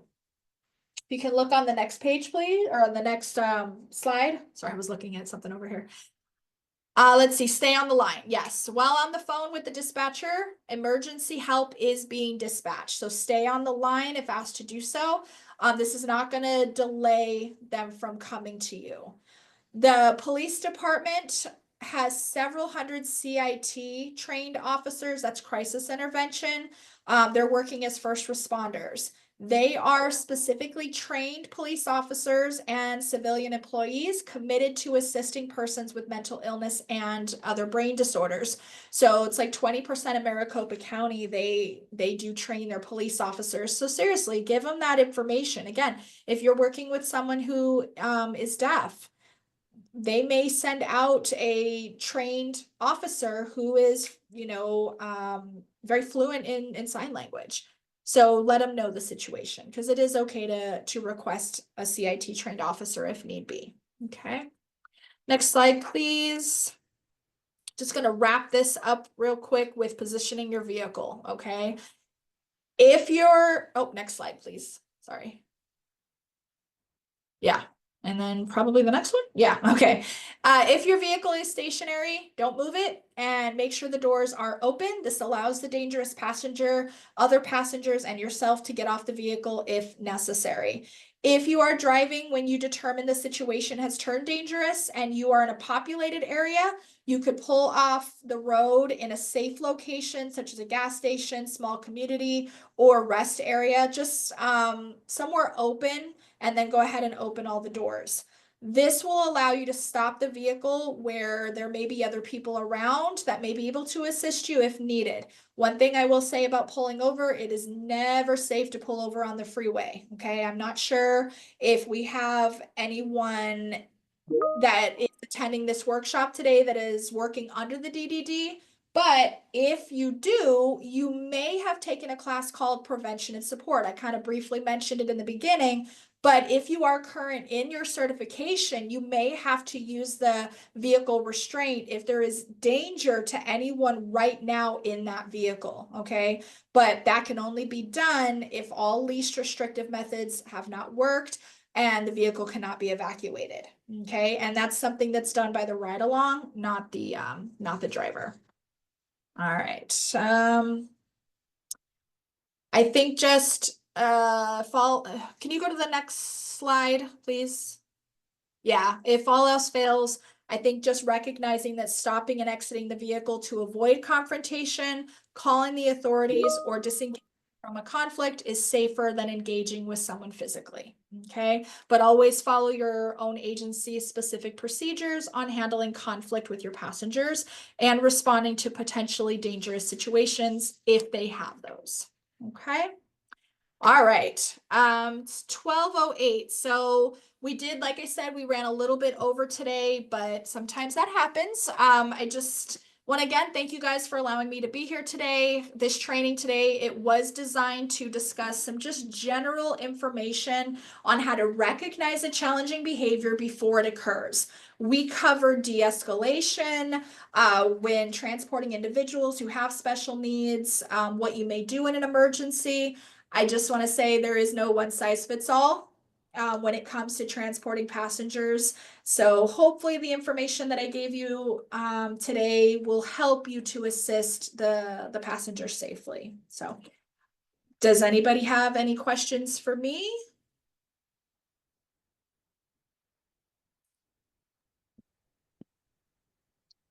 I'm not seeing any questions in the chat, Heather, but a couple people said it was a great presentation and they wanted to say thank you. Well, thank you. I appreciate that. There are no questions. I would remind everyone that you can get a certificate for your participation today. Just send me an email and I will get that sent over to you. The recording and the slides will be posted on the website early next week. So if no one has any questions, we will stop the recording.